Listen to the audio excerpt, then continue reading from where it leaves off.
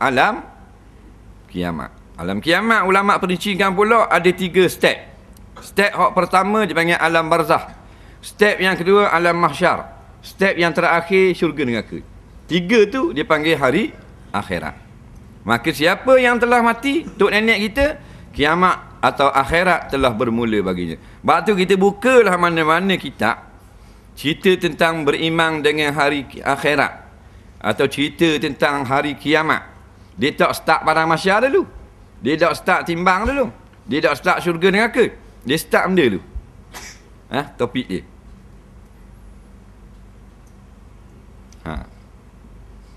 Tak je ngaji kitab-kitab hari kiamat.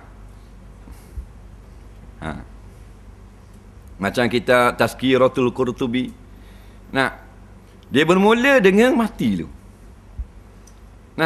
Cerita tajuk depan pada membicarakan hari kiamat, pada membicarakan hari akhirat. Tapi bila kita buka chapter pertama, bab pertama, nampak? Bab yang pertama pada menyatakan mati. Apabila telah mati seorang anak Adam, maka buat mari hadis, hendaklah ditutup matanya. Dia start gitu dulu. Kerana apa? Kerana Nabi kata mati ni bermula kiamat. Maka ulama masukkan beriman hari kiamat mulanya dengan kematian. Faham? Jadi matinya orang beriman tidak sempat dengan kiamatul kubra. Kiamat kubra hak mana? Bulan belaga dengan matahari. Dacing tak tahu apa mana. Bulan belaga dengan matahari. Langit pecah. Bintang-bintang dan planet belaga. Habis keluar dari landasan. Keluar landasan maknanya belaga. Sekarang ni atas landasan. Bulan dia ikut law dia tak lari sikit. Matahari dia ikut pusingan dia. Kalau dah ikut ray dia belaga. Planet-planet atas ray dia belaka. Dah kalau lari ray, Haji nak tengok jalan kereta api. Dia ada macam gegiar tepi jalan. Ngak tarik, ngak tak kening pula. Tarik tak kena, tubik kat nu pula jalan. Tengok kereta lek nu mari, kereta api laju, mu tarik lah lek ni. Nu mari situ lagi. Faham tak jadi benda?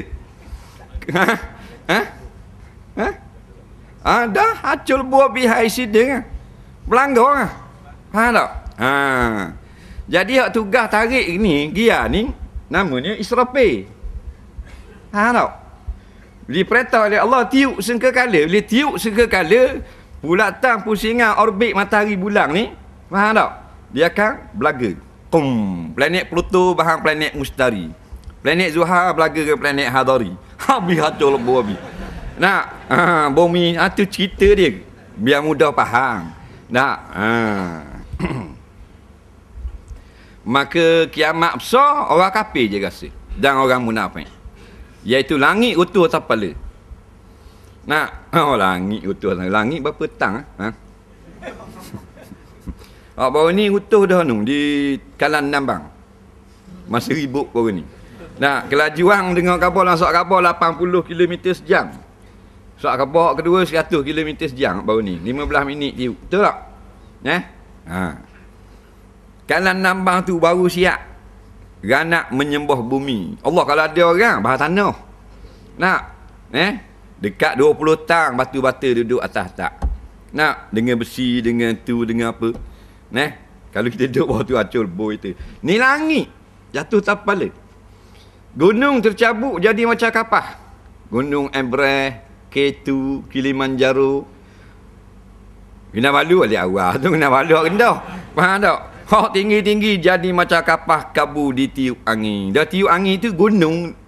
Nampak? Terbang dah terbang kalau gunung. Kalau kena muka orang mana gunung?